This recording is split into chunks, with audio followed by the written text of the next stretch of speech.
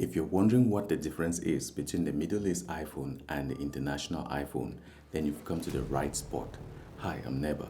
I worked in electronics retail for 7 years. In this video, I'll explain the differences between a Middle Eastern iPhone and an international iPhone. Just a hint, there are at least 2 versions of the Middle East iPhone, and they have a few differences. So keep watching to find out. So what is the Middle East iPhone? We can think of it as a Middle Eastern region-specific iPhone model, but the Middle East is made up of at least 17 nations, and they don't all use the same iPhone version. If you consider just the GCC countries, that is Bahrain, Kuwait, Oman, Qatar, Saudi Arabia, and the United Arab Emirates, Apple supplies at least 2 distinct iPhone versions to these 6 countries. Let's use the iPhone 14 as an example. The Saudi Arabian iPhone 14s have part numbers that end in AHA, while part numbers for the iPhone 14s from the remaining GCC countries end in AAA. As shown in this table, their model numbers are also different.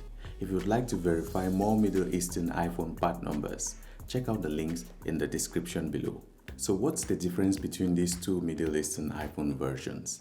The iPhone 14s with the AAA part numbers don't show the FaceTime application when their region is set to the United Arab Emirates.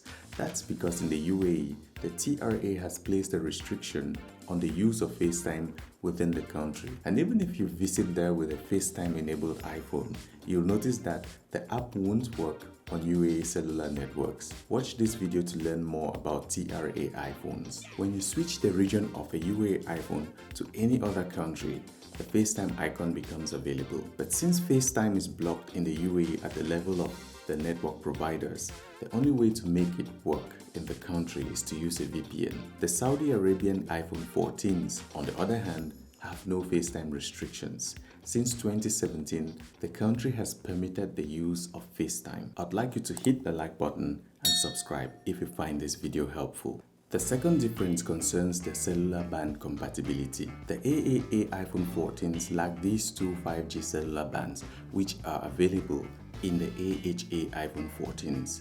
But when it comes to their LTE bands, the AAA iPhone supports 4 extra cellular bands that are not available in the AHA iPhone version. What is the international iPhone version? To answer this question, you must first understand that Apple creates various iPhone models because they want them to be compatible with cellular network providers and compliant with regional authorities in the respective countries or regions where they are sold. Therefore, it is pointless to offer an international iPhone version as it may not meet each country's requirements. For that reason, the international iPhone version doesn't exist. That said, there is a group of iPhone models that could be considered to a certain extent as the international iPhone version, but you have to watch this video to find out more.